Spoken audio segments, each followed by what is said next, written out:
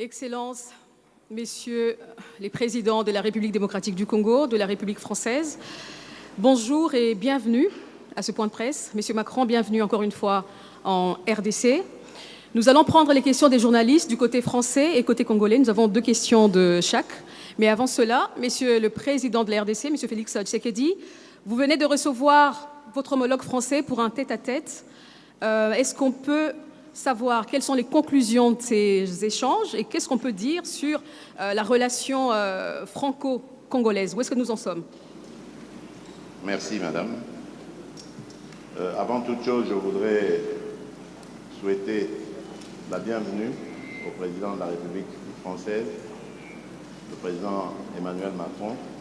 Cher Emmanuel, tu nous fais un grand plaisir de venir en ce moment à Kinshasa, capitale du pays où nous sommes victimes d'une agression injuste et barbare.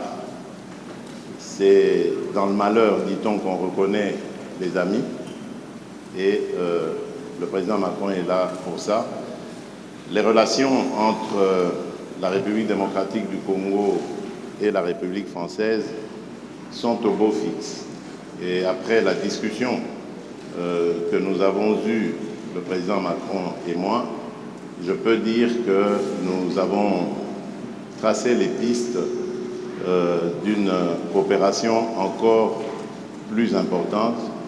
Vous savez que le président Macron a dernièrement esquissé les grandes lignes de sa nouvelle vision de la politique française en Afrique.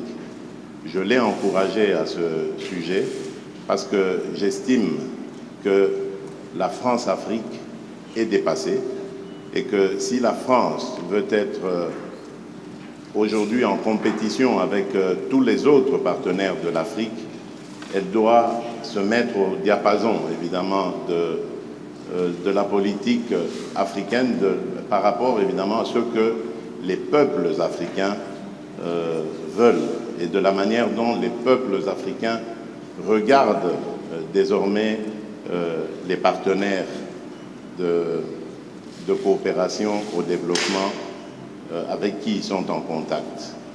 Je me suis réjoui d'apprendre de la part du président français que cette approche est aussi la sienne et que je lui laisserai évidemment le soin de préciser cela et que, moi j'allais dire, cela va dans le sens évidemment des intérêts de l'Afrique.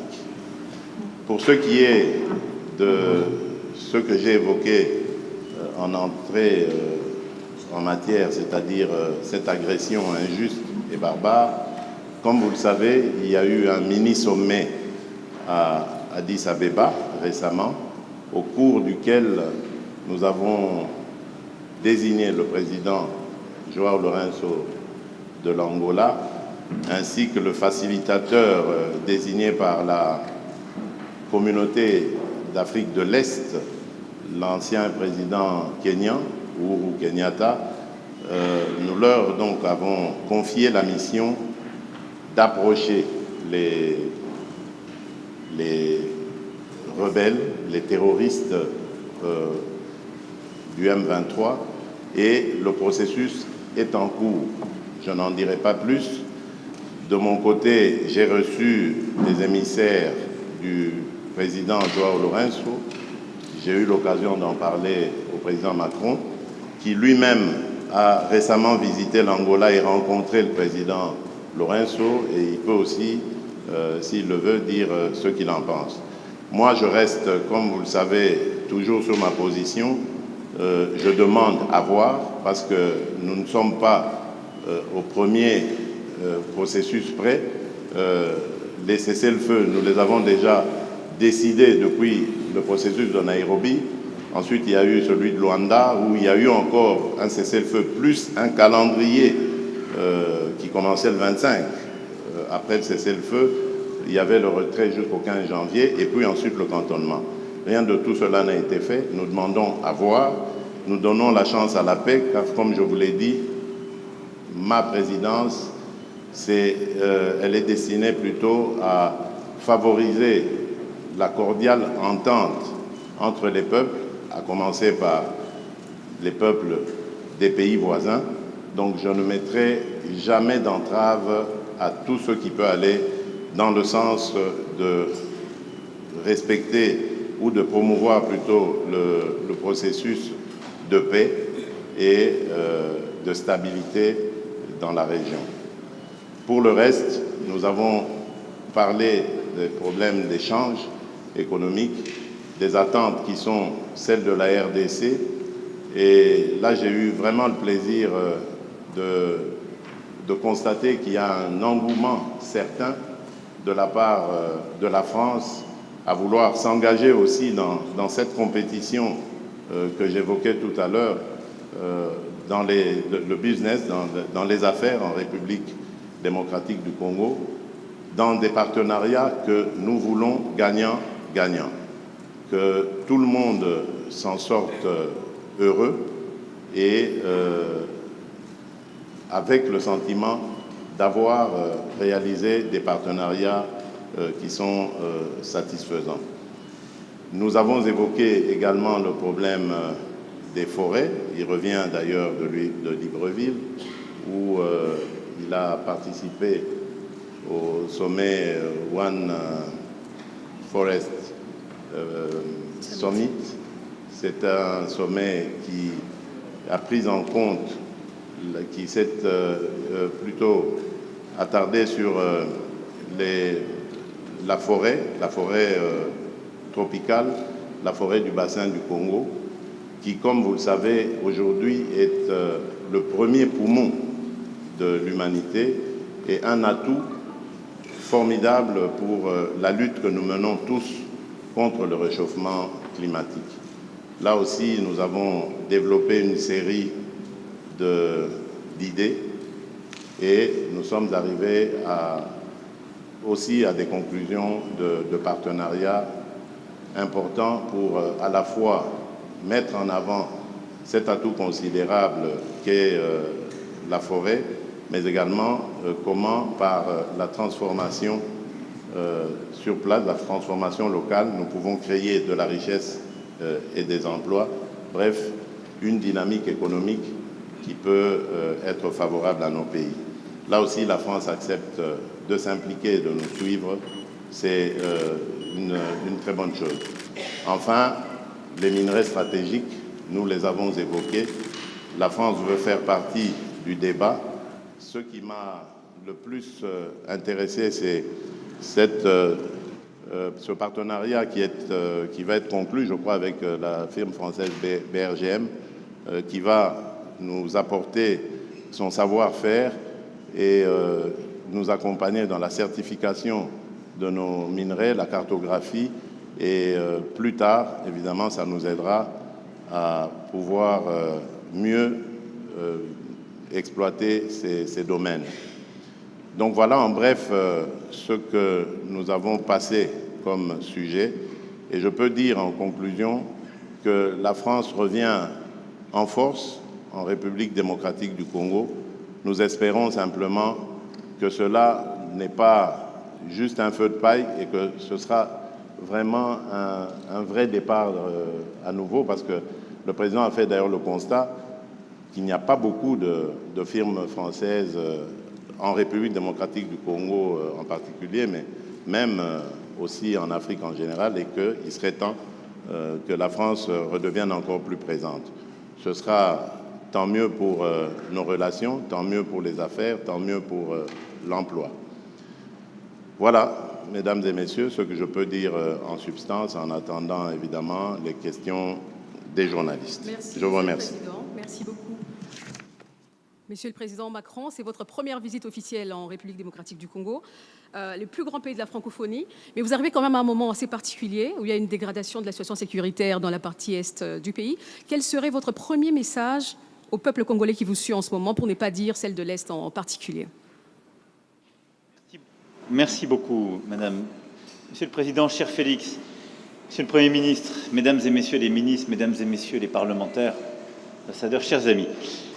D'abord, je veux dire combien je suis heureux d'être aujourd'hui pour ma première visite, en effet, en République démocratique du Congo, dans cette salle historique pour l'histoire de votre nation.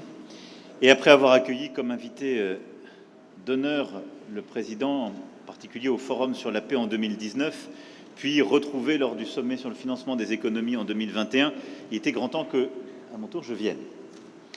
Alors cette visite est la dernière étape, le point d'orgue en quelque sorte, d'une tournée de 4 jours qui m'a conduit de Libreville à Luanda, puis Brazzaville, jusqu'à vous, Kinshasa.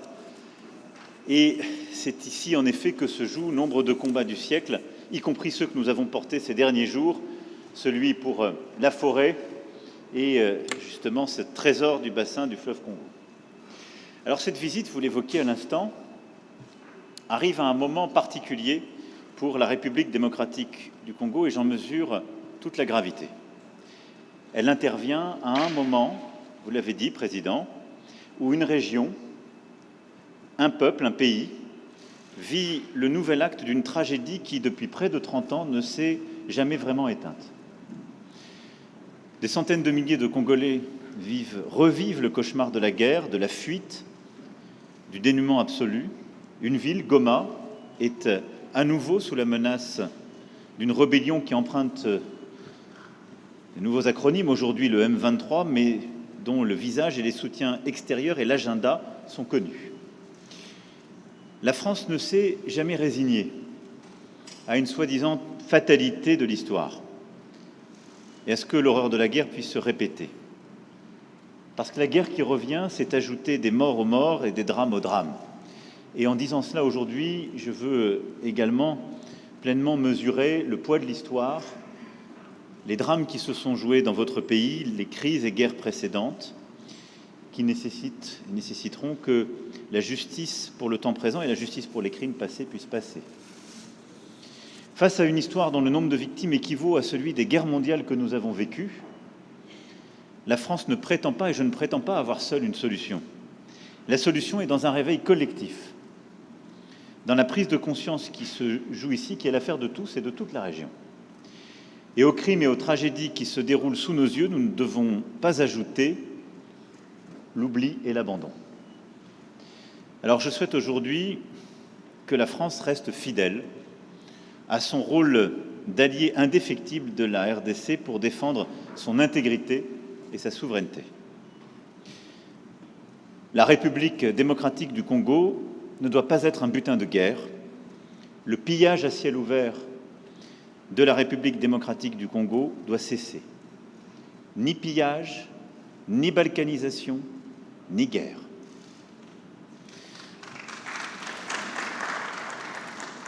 C'est le sens même de ma présence aujourd'hui, dire à tous qu'il ne peut d'ailleurs y avoir 2 poids, 2 mesures entre la tragédie qui se joue en Ukraine, sur le territoire européen, et celle qui se joue sur le sol africain. Et la solidarité ne saurait être à géométrie variable. Et à cet égard, je veux vous saluer, Monsieur le Président, pour la clarté de vos expressions et de vos votes à l'Assemblée générale des Nations unies quand il s'est agi de condamner l'agression russe et de défendre le droit international. Vous méritez la même clarté. Nous avons, au cours des derniers jours, écouté les acteurs humanitaires congolais et internationaux engagés sur le terrain. C'est la première réponse de court terme.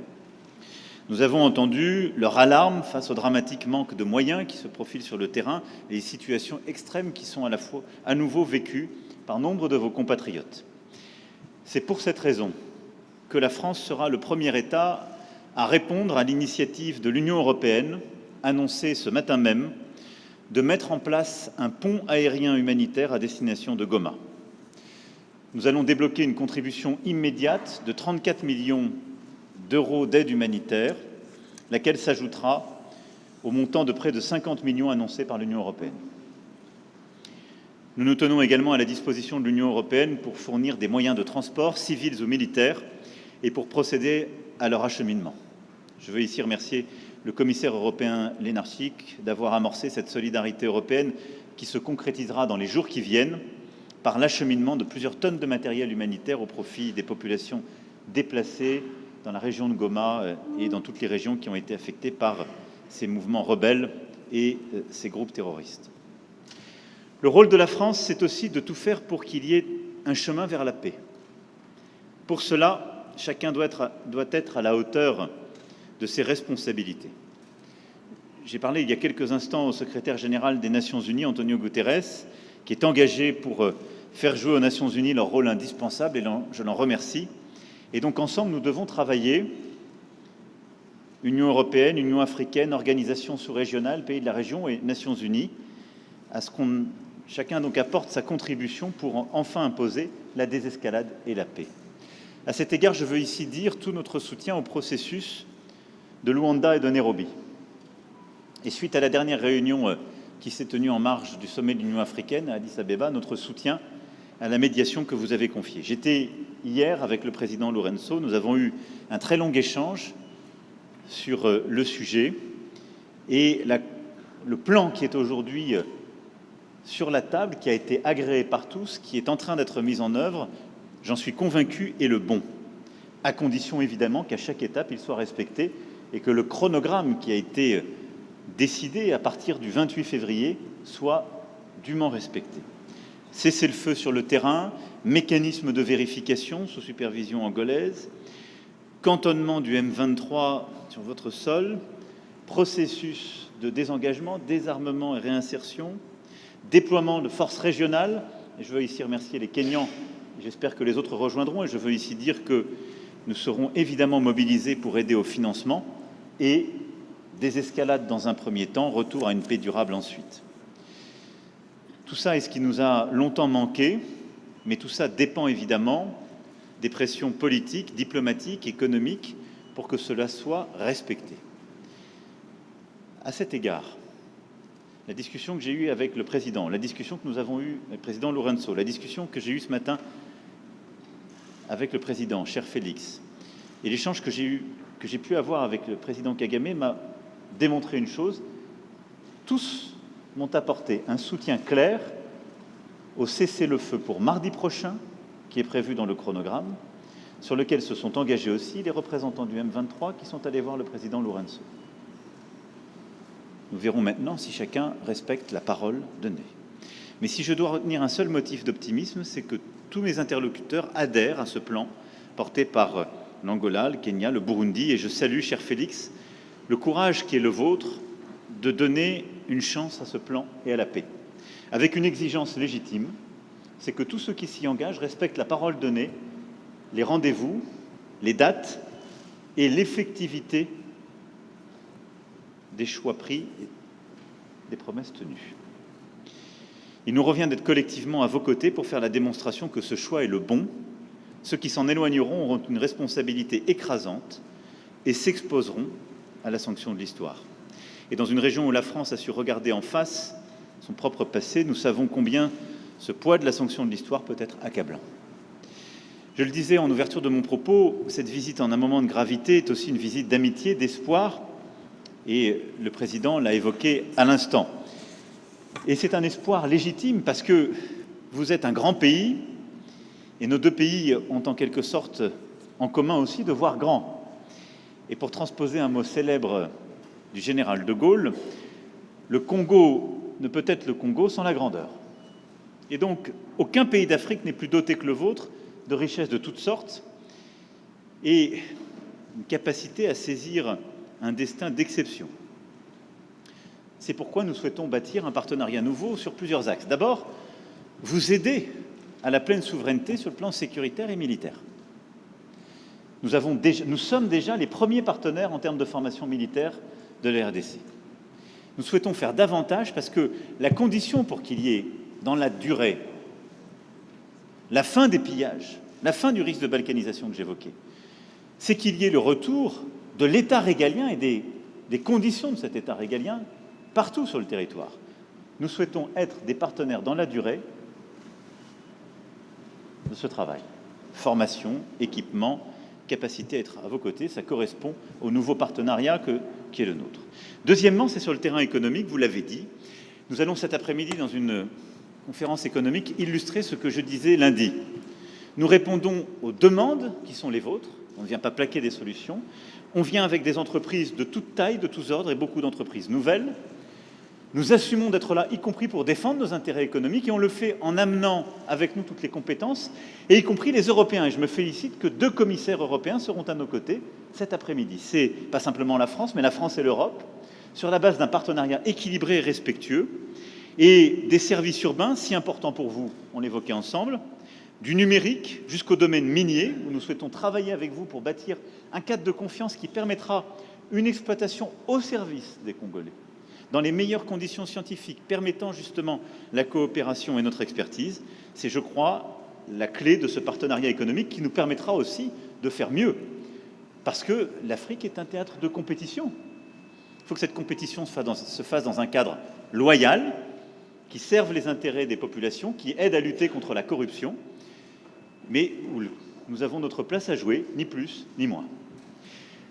Ensuite, après le sécuritaire et l'économique, c'est la science et la recherche. J'aurai cet après-midi l'occasion et l'honneur d'être reçu par le professeur Muyembe, découvreur du virus Ebola, dans ce fleuron de la recherche scientifique congolaise et africaine qui est l'Institut national de recherche biomédicale.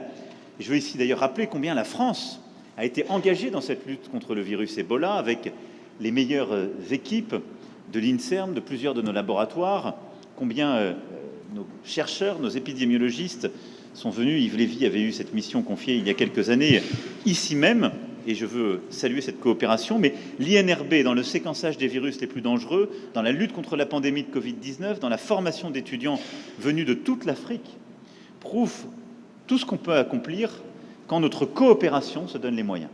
Et sur ce modèle qui est un fleuron de la coopération franco-congolaise, je souhaite qu'on aille beaucoup plus loin, et la ministre de l'Enseignement supérieur et de la Recherche pourra illustrer cette volonté dans de nombreux domaines d'échanges scientifiques et universitaires.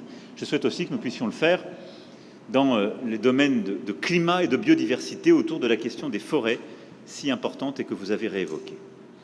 Enfin, voir les choses en grand, c'est le voir aussi pour la culture congolaise. C'est votre puissance. Il faut l'exercer, c'est votre intérêt, c'est le nôtre, d'avoir en Afrique et dans le monde, si je puis dire, l'équivalent d'un Nigeria francophone. Les créateurs et entrepreneurs qui nous accompagnent avec la ministre amènent avec eux, outre un immense intérêt pour leurs homologues congolais, tous les outils et les réseaux pour l'aider à se développer dans nombre de domaines nouveaux. Jeux vidéo, séries télévisées, bandes dessinées, e-sport, univers virtuel. De nombreux domaines où la créativité, le génie congolais a sa place à jouer, sa vocation, et qui sont des moyens d'expression, de partage pour nos jeunesses, des moyens aussi de création, de développement de nos industries culturelles et créatives extrêmement importants. Et dans ce cadre, je veux ici dire combien, à mes yeux, la langue française n'est pas simplement un trait d'union, mais un trésor en partage dont vous êtes devenu le centre de gravité. Plusieurs présidents de la République sont venus avant moi ici pour parler de francophonie. Et lorsque François Mitterrand s'est rendu à Kinshasa en 1984, parler de francophonie, la défendait ici, la France était 2 fois plus peuplée que votre pays. Je viens ici devant vous en vous parlant de francophonie et en assumant totalement que vous êtes le premier pays francophone par votre démographie. C'est une force, une fierté, mais dont il faut tirer toutes les conséquences. C'est une communauté de langues, de valeurs, de solidarité, de progrès, d'exigence. C'est aussi une communauté de création, de dynamisme. Et je suis convaincu que la vocation qui est celle de la République démocratique du Congo est de prendre toute cette place, la première, dans la francophonie de demain. Et je souhaite qu'ensemble, on puisse bâtir les prochains rendez-vous et en particulier des annonces fortes lors du sommet pour la francophonie que nous aurons organisé en France en 2024. Merci beaucoup. Merci, Monsieur le Président. Nous allons donc passer à la phase question-réponse. Alors, nous allons commencer par Michel Kifinda de Radio Okapi qui a une question, je pense, sur les aspects sécuritaires. Michel Kifinda, vous avez le micro. Merci. Je suis Michel Kifinda Ngoy de Radio Okapi. Ma question va s'adresser à Monsieur le Président Emmanuel Macron.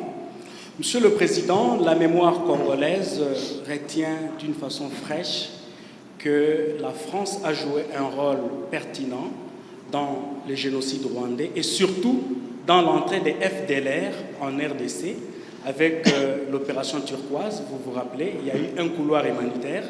On a fait entrer des militaires avec armes et munitions malgré l'opposition de l'autorité congolaise.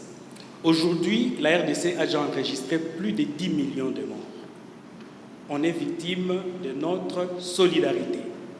Comment la France compte-t-elle résoudre personnellement, puisque vous étiez là et c'est vous qui avez fait entrer ces militaires, cette problématique de la sécurité dans l'Est, et comment comptez-vous réparer le préjudice causé à la population congolaise? Ça, c'est le premier aspect de ma question. Le deuxième aspect de ma question, Monsieur le Président, puisque tous les rapports des experts des Nations Unies, Amnesty International et autres, attestent la thèse d'une agression rwandaise sous couvert du M23. Nous constatons que la France n'est pas assez chaude à condamner le Rwanda, à demander des sanctions, puisque vous siégez au Conseil de sécurité des Nations Unies, mais vous le faites avec agressivité contre la Russie. Pourquoi cette léthargie du côté congolais? Vous sentez-vous plus coupable de la mort de 800 000 Rwandais plutôt que de 10 millions de Congolais? Qui plus est, vous avez même donné 20 millions de dollars au Rwanda, pays agresseur à la RDC. La RDC peut-elle toujours continuer à considérer la France comme un pays ami? Merci, Monsieur le Président. Merci, Michel. Merci pour vos questions.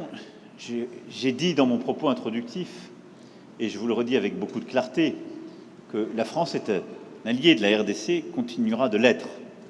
J'ai dit avec beaucoup de clarté comment nous voyons la situation aujourd'hui, condamnant toute forme de pillage, de balkanisation, de menace de la souveraineté de votre pays.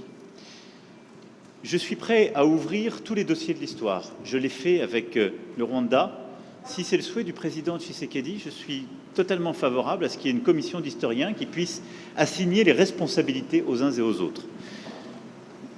Vous avez rappelé une page sombre de l'histoire de la région. La France a assumé d'ouvrir tous ses livres et de la faire écrire par des historiens de manière totalement indépendante. Je pense que vous avez fait un raccourci qui, lui, n'a rien d'historique ni de juste entre le rôle qu'a pu jouer la France et la situation dramatique que j'évoquais, et la guerre, la deuxième guerre, avec les millions de morts dans votre pays, dont je rappelais la gravité. Donc je récuse le raccourci que vous avez fait et la responsabilité qu'on pourrait assigner à la France, parce que je suis pour la vérité, mais toute la vérité, je ne suis pas pour prendre tous les fardeaux. J'essaie de prendre les miens, c'est déjà bien. Donc, oui, pour une commission d'historiens, pour faire ce travail, s'il vous semble utile, s'il semble utile au président, et donner les faits. Ensuite, soyons clairs, quelle est la situation depuis 1994 ? Plusieurs pays de la sous-région, il n'y en a pas qu'un, plusieurs, sont rentrés dans votre pays, et plusieurs groupes rebelles y ont prospéré, captant d'ailleurs beaucoup de richesses minières économiques qui devraient revenir à votre peuple. Et depuis 1994, et ce n'est pas la faute de la France, pardon de le dire dans des termes aussi crus, vous n'avez pas été capable de restaurer la souveraineté, ni militaire, ni sécuritaire, ni administrative de votre pays. C'est aussi une réalité. Il ne faut pas chercher des coupables à l'extérieur de cette affaire. Et donc, on en est dans cette situation qui a conduit à des drames absolus, à cette deuxième guerre, à des millions de morts, qu'on ne doit pas oublier, à la nécessité aussi, ce qui est une responsabilité qui doit se faire ici, ce n'est pas la France ou d'autres de le faire, de mettre en place une vraie justice, une justice transitionnelle, qui est la clé pour que celles et ceux qui parfois ont tué soient jugés. Et parfois, ils évoluent encore, ils sont là, ils sont encore avec des responsabilités. Comment voulez-vous qu'il y ait une paix durable et de la confiance dans un pays quand la justice n'est pas passée? Ne demandez pas, n'accusez pas la France pour quelque chose qui dépend de vous, là. C'est une réalité aussi. Mais très clairement, sur cette situation, depuis 30 ans, a pris un tour inacceptable. Donc voilà, oui pour faire la vérité sur l'histoire, non pour prendre tous les fardeaux, et si on est clair, soyons clairs jusqu'au bout et assignons toutes les responsabilités, y compris les responsabilités congolaises, y compris les responsabilités de la sous-région. Bâtissez une armée solide, construisez la sécurité et le retour de l'État partout sur le territoire, faites passer la justice transitionnelle pour que vous n'ayez pas des coupables et des criminels de guerre encore en responsabilité ou sur le terrain, soyez intraitables avec tous les voisins de la région quand ils viennent vous piller, et nous serons à vos côtés. Je ne peux pas être plus clair sur ce sujet. La clé dans la durée, on l'évoquait avec le président Tshisekedi, c'est très clairement d'avoir la capacité de tenir tout le territoire et un discours de vérité avec toute la sous-région, parce qu'on ne peut pas rester sur un modèle économique qui consiste à ce que des ressources soient prises ici pour permettre, en quelque sorte, la stabilité économique de voisins. À ça s'ajoute un devoir aussi qui est de répondre à la menace terroriste. Je l'évoquais tout à l'heure rapidement. Les ADF sont des groupes qui n'ont pas de proxy régionaux. Ce sont des groupes terroristes sur votre sol qui menacent la stabilité et qui peuvent s'étendre, on l'a vu dans d'autres régions africaines, avec des conséquences terribles. Et ces mouvements terroristes islamistes, il faut aussi les combattre, c'est une question de sécurité nationale. Ensuite, pour ce qui est du M23 et des sanctions, j'ai toujours été très clair, et la France a constamment condamné le M23 et tous ceux qui le soutiennent. Et je suis ici pour que chacun prenne ses responsabilités, y compris le Rwanda. Aujourd'hui, la région assume ses responsabilités en mettant un plan de désescalade sur la table. Il est à ses premiers pas. D'abord, il marque une convergence entre des mécanismes qui étaient séparés jusqu'alors. Ensuite, il commence à fonctionner. En tout cas, je le regarde avec beaucoup d'estime, d'amitié, si je puis dire, et de soutien. Et nous sommes d'accord, y compris avec le président Tshisekedi, pour appliquer ce plan et donner une chance à la paix. Donc nous avons une opportunité de résoudre, je l'espère, la question du M23. Nous avons aussi l'opportunité de traiter, ce faisant, si ce plan avec son chronogramme sont appliqués, enfin la question des FDLR. Donc je vais être très clair, ce n'est pas aujourd'hui qu'on doit tout bousculer. Aujourd'hui, il faut donner une chance à ce plan, à la médiation angolaise, à l'engagement des uns et des autres résultats. Mais je serai tout aussi clair. Ceux qui feront obstacle à ce plan, et on le verra sur le terrain, puisque dans le cadre de la médiation, il y a un mécanisme de vérification sous pilotage angolais, qui pourra dire qui respecte, qui ne le respecte pas, avec des observateurs indépendants. Ceux qui feront obstacle à ce plan savent à quoi ils s'exposent, y compris à des sanctions. Merci. Alors, nous avons Madame Leroux, Valérie, de l'Agence France Presse, AFP. Oui, la première question s'adresse à Monsieur le Président Tshisekedi. Êtes-vous satisfait des annonces qui ont été formulées par votre homologue français et considérez-vous que la France a clarifié sa position sur la situation dans l'Est du pays comme les Congolais le réclamaient? La deuxième question est pour Monsieur le Président Macron. Vous êtes aujourd'hui à Kinshasa dans un pays qui se prépare à une échéance électorale importante à la fin de l'année. Craignez-vous, comme un de vos ministres des Affaires étrangères a pu le formuler dans le passé, qu'il y ait de nouveaux compromis à l'africaine pour la prochaine élection à venir, comme cela avait été formulé lors de l'annonce de la victoire de M. Tshisekedi? Et toute petite question supplémentaire, Monsieur Macron, vous avez beaucoup insisté durant votre tournée sur la fin de la Centrafrique, de la France-Afrique, pardon, excusez-moi. Votre visite hier à Brazzaville et les images du président français aux côtés de son homologue Sassou Nguesso ont été interprétées par beaucoup comme une forme de reliquat du passé. Est-ce qu'à ce jour, on peut dire que la réalité impose peut-être de maintenir, de garder certaines pratiques du passé? Merci, Madame. Les annonces du président français, bien évidemment, sont satisfaisantes, mais c'est encore sur le plan théorique. Il faut attendre de voir la pratique.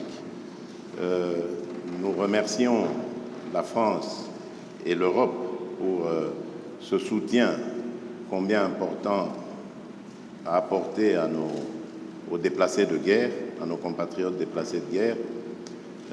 Mais là, je dois préciser que j'avais fait une proposition pour accompagner cette aide à ces déplacés.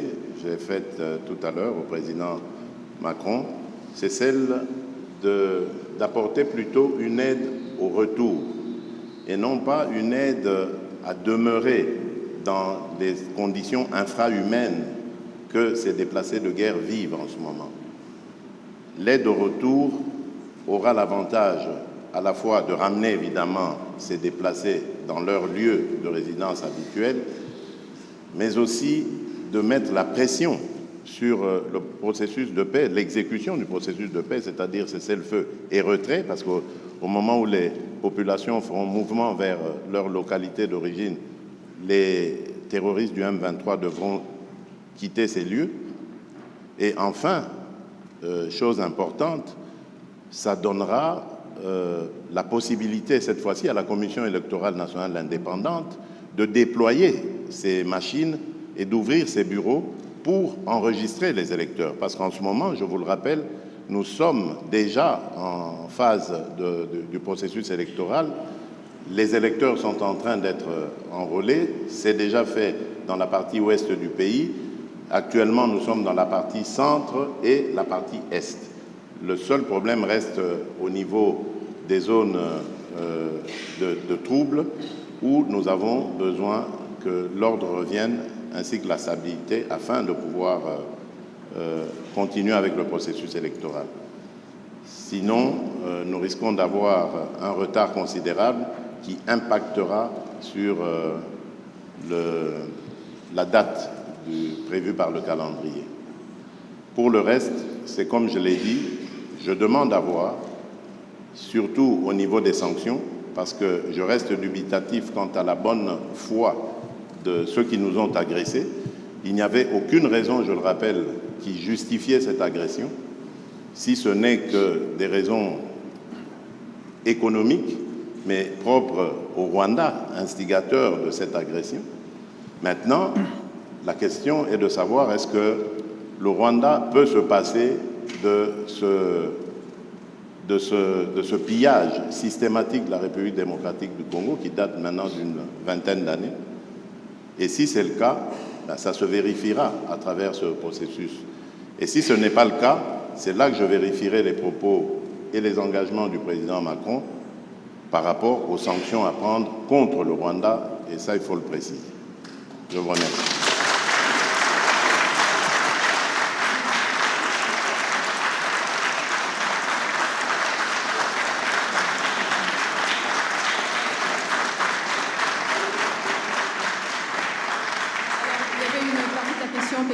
Au président Macron. Alors, je veux d'abord peut-être dire très clairement que j'ai expliqué la position de la France. Nous avons pris des engagements humanitaires et politiques très clairs, y compris d'ailleurs sécuritaires.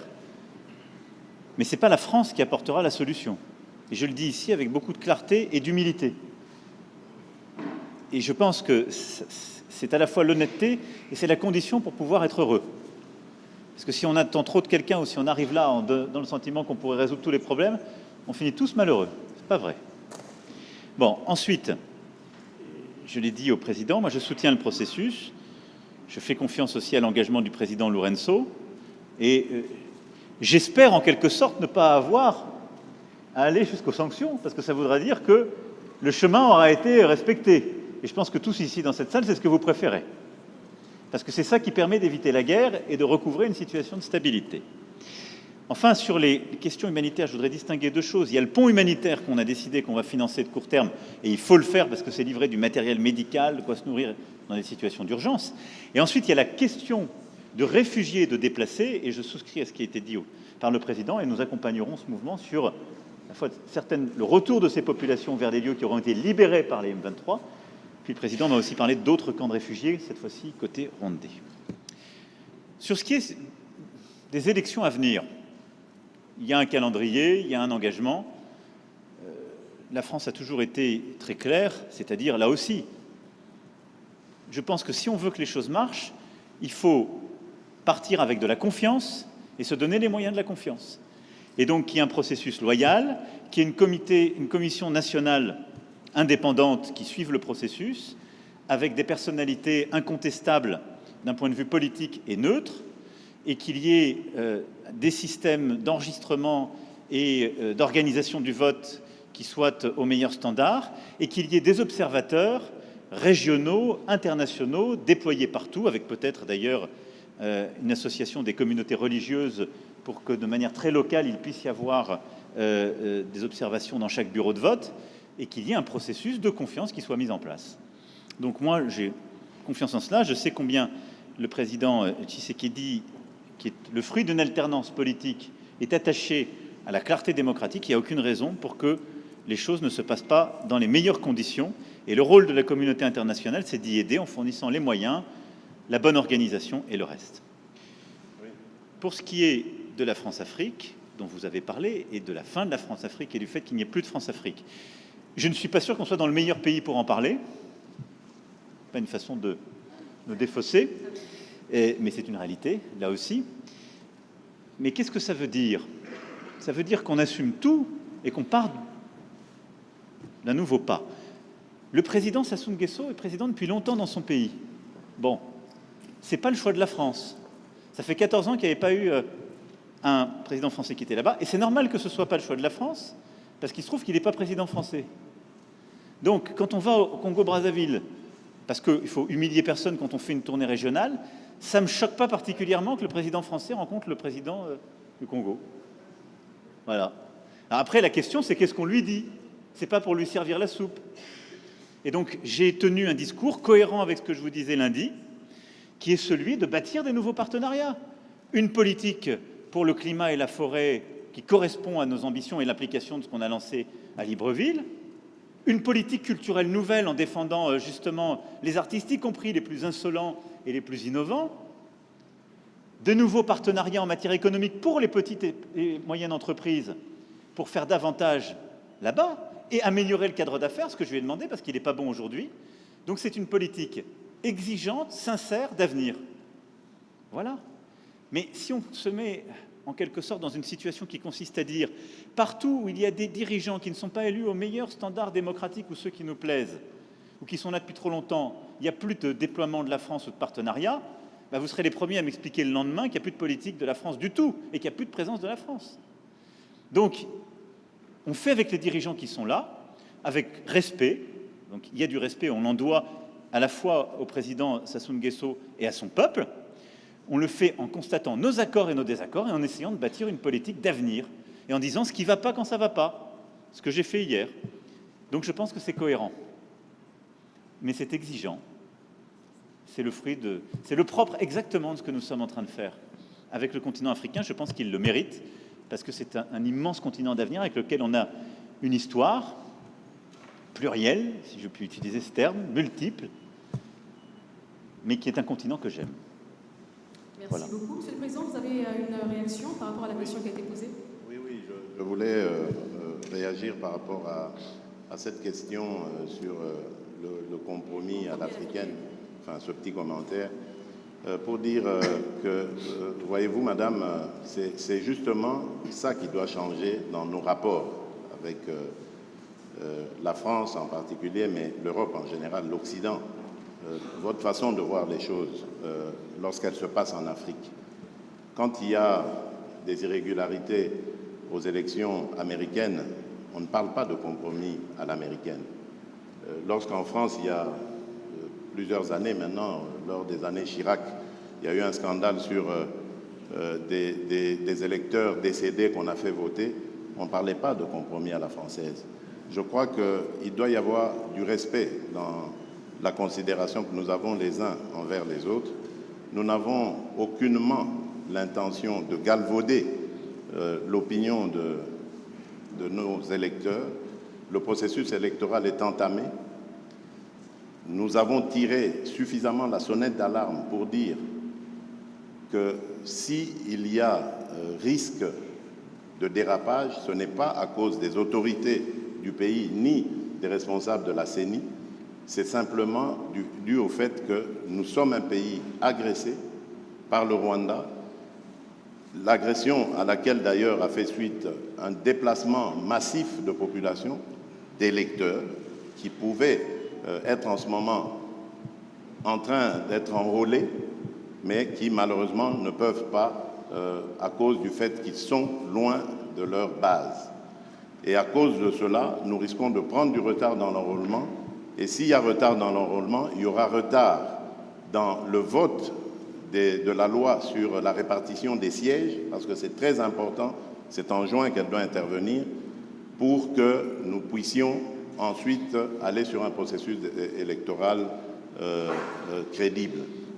Sans cela, jusqu'à ce stade, je ne sais pas comment nous allons nous y prendre. Est-ce qu'il faut stopper le processus d'enrôlement des électeurs en attendant que la paix revienne, avec le risque que cela impacte sur le respect du calendrier, ou faut-il continuer le processus en ne prenant pas en compte les populations nombreuses de déplacés de guerre? C'est ça qui peut poser problème. Et si demain, nous allons aux élections dans des conditions difficiles, vous parlerez de compromis à l'africaine, alors qu'aujourd'hui, ces mêmes Africains sont en train d'attirer votre attention sur cette ignoble et injuste agression due au fait du Rwanda et demandons même des sanctions, personne n'en parle. Voilà ce que je voulais apporter comme précision pour dire, ça aussi, ça doit changer dans la manière de coopérer avec la France et l'Europe. Regardez-nous autrement, en nous respectant, en nous considérant comme de vrais partenaires, et non pas toujours avec un regard paternaliste, avec l'idée de toujours savoir ce qu'il faut pour nous et non pas pour...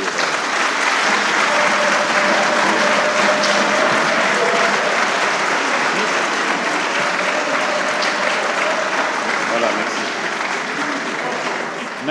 Je pense que le président Macron a Oui, une réaction. malgré les vivas, si le président Tshisekedi m'y autorise, je voudrais apporter un commentaire au commentaire. Je m'explique.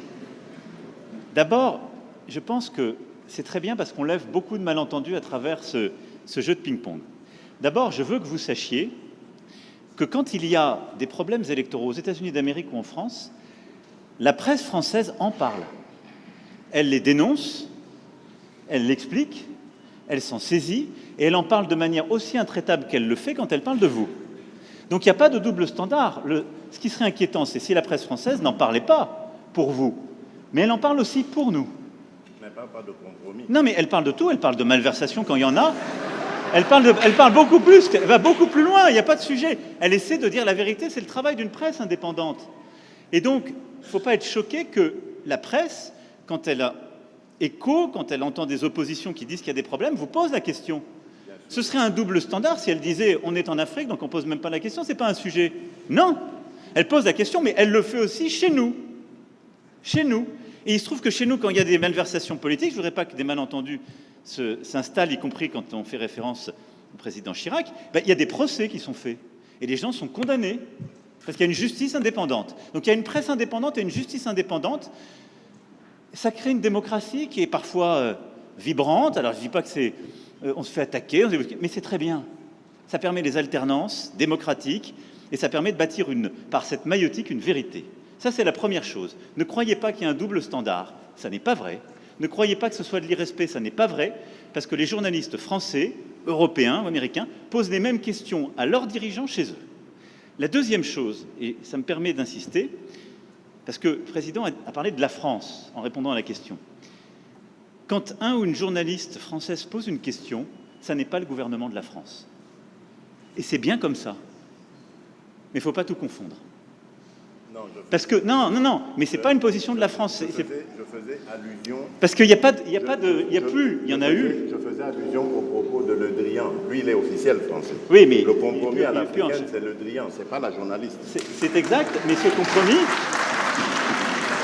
Mais cette formule, président, on sait d'où elle est sortie et on sait le contexte électoral. Non, mais on sait le contexte électoral. Et il n'y avait pas de caractère de mépris dans la formule de Jean-Yves Le Drian. À Nairobi, d'ailleurs, grâce à toi, on a pu s'expliquer avec lui. Et la France a beaucoup œuvré, vous le savez ô combien, pour qu'il y ait alors une alternance, qui n'aurait pas été à ce moment-là un mécanisme spontané. Je ferme cette parenthèse, mais je voulais faire cette précision. Pardon. Merci, très bel échange. Alors, je pense qu'on va peut-être réduire la phase questions-réponses. Il nous en reste 2. Alors, messieurs les journalistes, vous ne posez votre question que si elle n'a pas encore été posée ou s'il n'y a pas eu de réponse apportée. Alors, on va prendre une autre question congolaise. Messieurs Patient Ligodi de Actualité.cd. Il est par là. Merci beaucoup. Au président Emmanuel Macron, je suis désolé de revenir là-dessus. En décembre dernier, la secrétaire d'État Chrysoula Zakuro-Poulou a ouvertement condamné au nom de la France le soutien apporté par le Rwanda au M23. 3 mois plus tard, qu'est-ce qui fait qu'au plus haut niveau, vous n'arrivez toujours pas à le faire? Pourquoi la langue lourde sur cette question? Monsieur le Président, pourquoi le mot agression est considéré comme un mot tabou? Votre homologue juste à votre côté, l'a prononcé 6 fois, j'ai compté.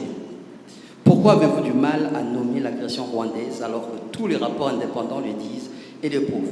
Vous avez tout à l'heure parlé des discours de vérité. Alors le peuple congolais voudrait également entendre cette vérité de votre bouche, l'agression rwandaise. Au président Tshisekedi, Excellence, n'avez-vous pas l'impression d'être pris au piège par l'EAC et à tous ces processus? 3 calendriers de retrait. Toujours rien. Comment sortir de ces pièges alors que le mandat offensif de la force régionale est bien clair? Merci. Tu commences peut-être? J'en ai 30 minutes. Être prise au piège, je ne pense pas. D'abord, lorsque la République démocratique du Congo a décidé d'adhérer à l'EAC, ce n'était pas pour des problèmes sécuritaires. Au contraire, c'était pour des problèmes d'avantages douaniers. Je vous rappelle ici que la majeure partie de nos compatriotes vivant à l'Est, les opérateurs économiques, j'entends, et même bien d'autres dans d'autres secteurs, travaillent souvent avec les pays d'Afrique de l'Est. Et lorsqu'il y a importation de denrées de tout genre, c'est par les ports de Mombasa et de Dar es Salaam principalement que cela vient. Et donc, nos opérateurs économiques n'étaient pas dans les mêmes conditions de concurrence que leurs homologues des pays voisins. Et ça avait un impact négatif pour notre économie parce qu'ils étaient obligés à ce moment-là de migrer vers ces pays, de vivre là-bas et donc de faire gagner plus de ressources à ces pays-là qu'à la République démocratique du Congo. Donc ça, ce n'est que pour l'aspect économique. Il y en a bien d'autres qui ont milité à ce que nous prenions la décision d'adhérer à cette communauté. Et puis, vu la taille de la République démocratique du Congo qui se situe au centre de l'Afrique, ça aurait été une opportunité formidable, surtout en ce qui concerne aujourd'hui la zone de libre-échange continentale, l'intégration de l'Afrique. Ça aurait été une opportunité formidable d'adhérer, et c'est une opportunité formidable parce que ça nous permet d'être au cœur de tous ces échanges entre l'océan Indien et l'océan Pacifique. Donc il faut regarder notre adhésion à la communauté d'Afrique de l'Est de cette manière-là.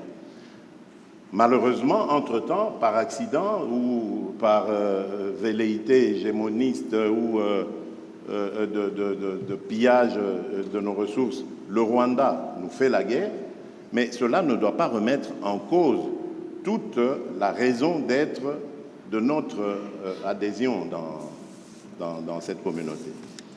Alors, maintenant, lorsque vous me parlez de piège, je ne suis pas d'accord avec ça. Parce que d'abord, les forces kenyanes se sont déployées, comme elles s'étaient engagées de le faire, c'est le cas aujourd'hui. La difficulté, et j'en conviens avec vous, lorsque vous parlez de sorte d'attitude bizarre de la part de la communauté de l'Afrique de l'Est, la difficulté aujourd'hui, c'est de passer à la contrainte, comme ça avait été le cas. Mais vous savez, la contrainte, c'est la guerre. La guerre, on sait quand on la commence, on ne sait pas quand on la termine. Vous avez plusieurs exemples dans le monde aujourd'hui. Et je crois que ces pays veulent donner la chance à la paix, mais alors jusqu'au bout. Et c'est notre cas aussi, nous, République démocratique du Congo, qui sommes les plus concernés par cette agression. Parce qu'à cause de cette agression, nous sommes obligés aujourd'hui de consacrer nos ressources à renforcer les capacités de notre armée, alors qu'on pouvait continuer avec notre programme de développement local des 145 territoires, avec le financement de la gratuité de l'enseignement, avec le financement de la gratuité et de la couverture santé universelle. Donc voilà, je peux continuer comme ça, des tas de projets sur lesquels nous étions engagés et que nous sommes maintenant obligés d'arrêter parce qu'il faut se consacrer à la sécurisation de nos populations et de notre territoire. Et donc c'est d'abord l'affaire des Congolais avant d'être celle de nos voisins. Nos voisins viennent en aide à ce que nous recouvrions la paix et j'espère qu'ils auront raison. Ils veulent donner une chance à la paix, c'est normal, parce qu'ils pensent qu'engager des ressources à vouloir faire la guerre, c'est des dépenses, beaucoup de dépenses, et même au bout du compte, on n'est pas sûr du résultat. Donc, donnons d'abord une chance à la paix, et je suis d'accord avec ces pays voisins, et ensuite, nous verrons. Mais comme je l'ai dit, moi, je reste vigilant, parce que dubitatif, compte tenu de ce que je sais des velléités rwandaises, et compte tenu de ce que je sais de leurs engagements pris jusqu'ici, qui n'ont jamais d'ailleurs été respectés. Voilà. Pour ce qui est de votre question, j'ai été très clair sur la condamnation du M23 et de tous ceux qui le soutiennent, y compris le Rwanda. Bien sûr. Donc, je ne peux pas être plus clair que ça. Après, ce n'est pas une question de dénonciation. Je l'ai fait. Nous l'avons fait depuis des mois. Parler d'agression, on l'a fait par des groupes. Des groupes qui sont d'ailleurs des groupes incluant aussi des Congolais. Vous le savez comme moi. Donc, ce n'est pas une agression d'une puissance extérieure. Ils sont soutenus par plusieurs puissances extérieures dans une logique de prédation, mais ces groupes ont aussi des ressortissants qui sont votre pays. C'est une réalité. Bon.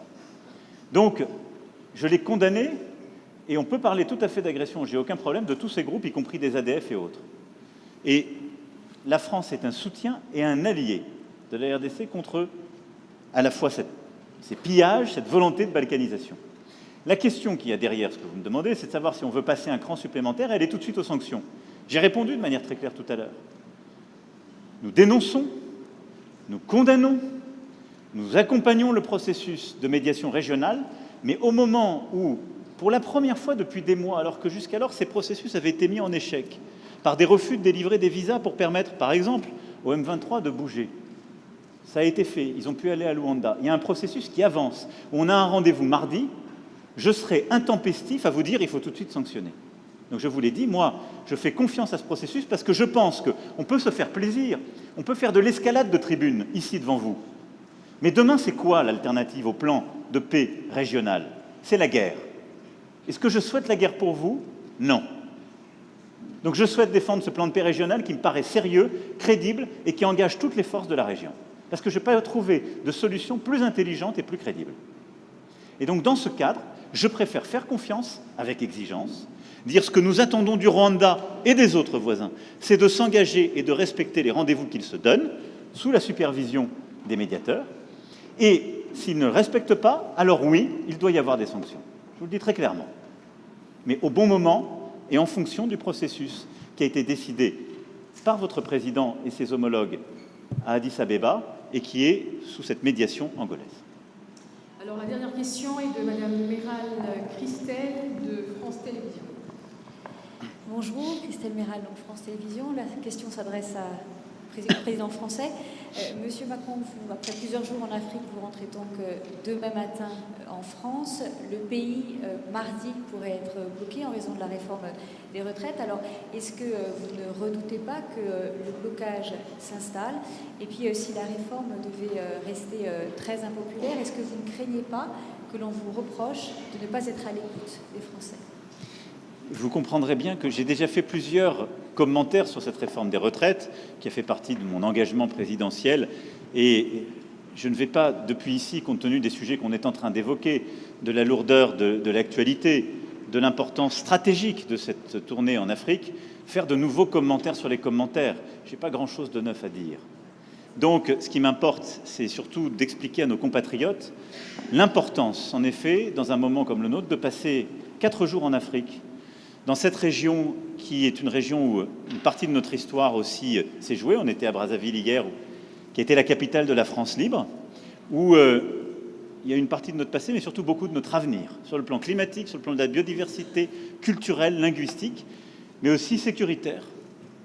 Et donc, je pense que c'est important que le président de la République française, que les ministres compétents puissent se déployer, y compris dans ces moments-là, pour porter la voix de la France, agir. Et tout n'est pas suspendu à une seule chose, et tout ne doit pas l'être. Et donc, nous continuons à avancer, mais vous avez compris que je ne ferai pas davantage de commentaires sur la vie politique française ici, depuis Kinshasa, à la fois parce que je n'ai pas grand-chose à dire, et ensuite par respect pour nos amis, compte tenu de ce qu'ils sont en train de vivre. Je voulais simplement vous dire qu'on est ensemble. Tsotsa Elongo, Tuko pamoja, Tuji Pamwa, Betukele Kimvuka.